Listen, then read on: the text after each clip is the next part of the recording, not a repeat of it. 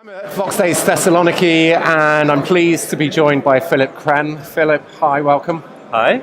So I believe you just finished a session right now, which is about machine learning without the hype. So, Yes. and in particular, you kind of focused in on a specific area in terms of time series anomalies. Yes. Is that right? Yes. Okay, so tell us more about that. So I'm not sure, maybe I'm kind of like already the grumpy old programmer and I'm always like seeing that like whatever is hyped this year and I'm always thinking like, yeah, there's cool stuff in there, but there's also like you always need to kind of take a step back and like what is not in there or what is kind of like not working that well. And it's kind of like I always want to kind of reduce the topic to what is really in there and not just follow like, oh, machine learning and you're doing something very simple and then you just slap a new tag on it and then it's like all the new hotness. So it's kind of like, okay, what is really in machine learning? What does it mean? And since I have kind of more of the ops background, and there you have a lot of stuff that just happens over time, like requests to your service or whatever.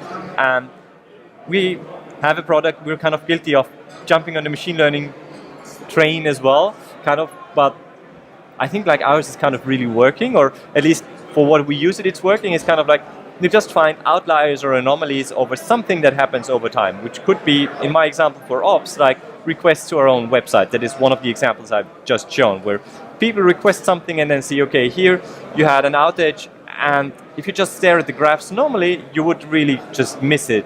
And often like companies have hundreds of thousands of metrics, and we always say there are not enough interns in the world to stare at all the metrics and graphs.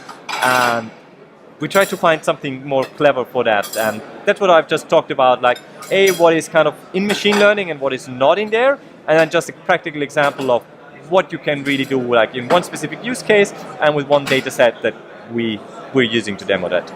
Great. So I know people can watch the session that you just gave on YouTube. So thank you very much for joining us today, My and pleasure. enjoy the rest of your time at the conference. Thanks a lot.